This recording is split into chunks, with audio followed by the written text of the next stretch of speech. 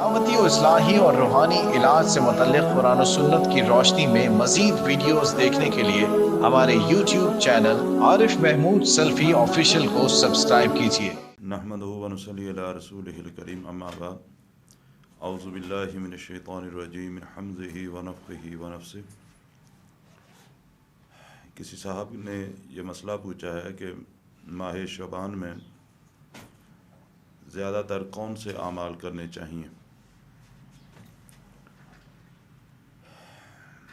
سب سے پہلی بات تو یہ کہ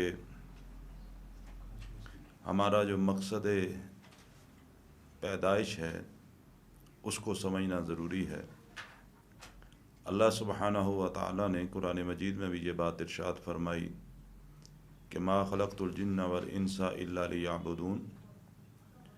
کہ مقصد تخلیق یا مقصد پیدائش جو ہے جنوں اور انسانوں کا وہ یہی ہے کہ الا لیعبدون، کہ یہ اللہ کی عبادت کریں۔ لیکن ایک چیز ذہن میں رکھنا ہمارے لیے ضروری ہے کہ ہمیں عبادت کب تک کرنی چاہیے۔ کب تک کرنے سے مراد یہ ہے کہ کیا زندگی کا کوئی خاص حصہ ہے کہ جس کے اندر عبادت کرنی چاہیے، کہ آپ جوانی میں عبادت نہیں کرتے، بڑھاپے میں عبادت کریں، یا بڑھاپے میں نہیں کرنی، کسی زندگی کے اور حصے میں کرنی ہے، یا کیا اللہ تعالیٰ نے کوئی خاص دن مقرر کیا ہے کہ اس دن عبادت کریں اور اس کے علاوہ نہ کریں؟ کیا کسی خاص رات کو متعین کر دیا گیا، یا کسی خاص مہینے کو متعین کیا گیا ہے کہ آپ وہ ایک مہینہ پوری اللہ کی عبادت کے اندر اس کو وقت کو صرف کریں اور باقی 11 مہینے جو ہیں وہ آپ عبادت نہ کریں؟ جس طرح آج مسلمانوں کی اکثریت اس کمزوری کا شکار ہو چکی، یا مسلمانوں کی اکثریت یہ چاہتی ہے کہ ہمیں مستقل طور پر اسلام کی تعلیمات پر عمل نہ کرنا پڑے، یا اللہ کی عبادت کے اندر ہمیں پورا سال یا پوری زندگی نہ بسر کرنی پڑے، بلکہ ہم کوئی ایسا راستہ تلاش کریں کہ اگر ہم سال کے ایک مہینے میں یا کوئی ایک دو راتوں کے اندر پوری دل جمی کے ساتھ، خلوص کے ساتھ پوری رات نوافل پڑھیں، عبادت کر لیں، اور اللہ سبحانہ و تعالی ہمارے گناہوں کو بھی معاف فرما دے، ہمیں دنیا کی ساری برکات بھی حاصل ہو جائیں، آخرت کے اندر ہمیں اللہ کی جنت کے بھی حاصل ہو جائے، اللہ بھی ہم سے راضی ہو جائے۔ ایک بات کو اچھی طرح اپنے ذہن میں رکھیں کہ اللہ سبحانہ و تعالی نے عبادت کے لیے نہ کوئی خاص مہینہ متعین کیا ہے کہ صرف اس مہینے میں عبادت کی جائے، نہ کوئی خاص دن متعین کیا ہے کہ صرف اس دن یا اس رات میں عبادت کر لی جائے، باقی زندگی میں عبادت کرنے کی ضرورت نہیں۔ یہ الگ بات ہے کہ وہ اللہ سبحانہ و تعالیٰ اس بات پہ قادر ہیں اور وہ جس کو چاہے جس پر فضیلت عطا فرما دیں۔ مہینوں میں اللہ سبحانہ و تعالیٰ نے رمضان المبارک اور دوسرے حرمت والے مہینوں کو دوسرے مہینوں پر فضیلت عطا فرمائی۔ جگہوں میں سے اللہ سبحانہ و تعالیٰ نے مساجد کو سب سے زیادہ پسند فرمایا، اور پھر اسی طرح مساجد میں سے مسجد حرام مکہ، مسجد نبوی مدینہ، مسجد اقصی، یعنی ان کو دوسری مساجد پر فوقیت عطا فرمائی۔ وہ اللہ سبحانہ و تعالیٰ اس بات پہ قادر ہیں کہ کس کو کس پر فضیلت عطا فرمائے، لیکن عبادت کے لحاظ سے اس چیز کو اچھی طرح اپنے دل و دماغ کے اندر رکھیں کہ عبادت کے لیے اللہ نے کسی خاص دن کو مقرر نہیں فرمایا کہ اس ایک دن کے اندر، ایک مہینے کے اندر یا ایک رات میں عبادت کریں، باقی زندگی میں آپ آزاد ہیں، بلکہ اللہ سبحانہ و تعالیٰ نے قرآن مجید میں اس بات کی وضاحت فرما دی کہ وَعْبُدْ رَبَّكَ حَتَّى يَأْتِيَكَ الْيَقِينُ، کہ اپنے رب کی عبادت کرو اس وقت تک کہ جس وقت تک آپ کو موت نہیں آتی۔ آپ بالغ ہوئے، آپ عمر کا ایک حصہ ہے، 10 سال سے اوپر جب انسان 10 سال کا ہوتا ہے اس پر نماز فرض ہوتی ہے۔ اسی طریقے سے دین کے اوپر عمل بھی لازم ہے، شریعت کے مطابق زندگی بسر کرنا بھی ضروری ہے۔ اب کس وقت تک، یہ نہیں کہ جوانی جو ہے اپنی مرضی کے مطابق انسان بسر کرے اور جب بڑھاپا آئے، جب چلنے پھرنے کے قابل نہ ہو تو اس وقت جی ہم عبادت کے اندر وقت جو ہے اس کو صرف کر لیں، بلکہ اللہ سبحانہ و تعالیٰ کے احکامات کو اگر دیکھا جائے، نبی صلی اللہ علیہ وسلم کے فرامین کو دیکھا جائے،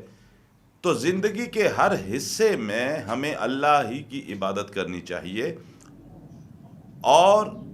اس آیت مبارکہ میں اللہ سبحانہ و تعالیٰ نے یہ بات وضاحت کر دی اس بات کی کہ جب تک موت نہیں آتی، چاہے وہ جوانی میں آئے، چاہے بڑھاپے میں آئے، چاہے جس زندگی کے جس حصے میں بھی آئے، جب تک آپ کے جسم اور روح کا تعلق موجود ہے، جب تک آپ کے جسم کی رگوں کے اندر خون گردش کر رہا ہے، جب تک آپ کی زندگی ہے، موت کی دہلیز تک پہنچنے تک آپ کے لیے لازم ہے کہ آپ عبادت کریں اللہ سبحانہ و تعالیٰ کی۔ آپ کا جو سوال ہے کہ شعبان کا مہینہ ہے تو اس مہینے میں عبادت، کوئی خاص عبادت، تو اگر ہم اللہ کے نبی جناب محمد رسول اللہ صلی اللہ علیہ وسلم کے عمل مبارک کو دیکھیں، آپ کے فرامین کا مطالعہ کریں، تو بخاری اور مسلم کے اندر اما عائشہ رضی اللہ تعالی عنہا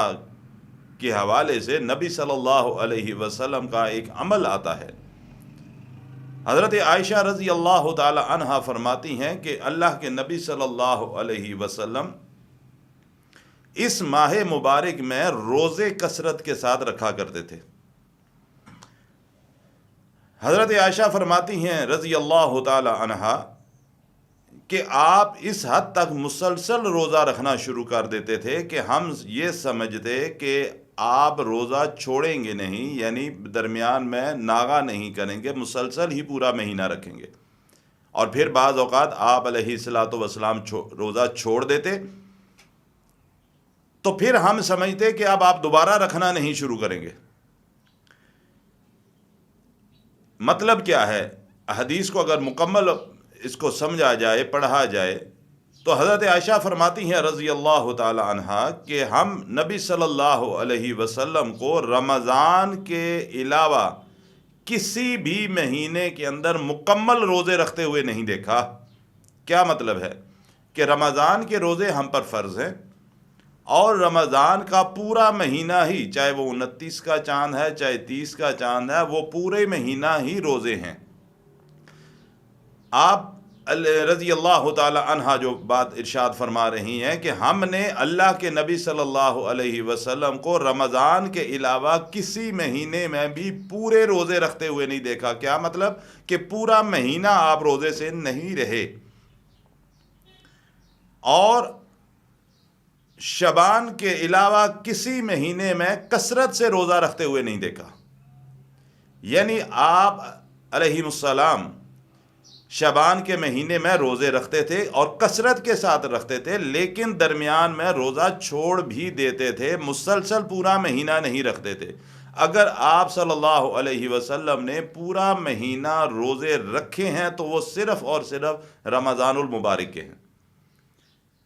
باقی جو 11 مہینے ہیں، ان 11 مہینوں میں نفلی روزے رکھے جا سکتے ہیں، لیکن آپ صلی اللہ علیہ وسلم ان 11 مہینوں میں شعبان کے مہینے کے علاوہ کسی مہینے میں کثرت سے روزے نہیں رکھے۔ سوموار کا رکھا، جمعرات کا رکھا، چاند کی جو تاریخیں ہیں مخصوص ان میں رکھا، لیکن آپ علیہ السلام نے مسلسل روزے نہیں رکھے شعبان کے علاوہ، تو شعبان کے مہینے میں بھی آپ علیہ السلام نے کثرت کے ساتھ روزے رکھے،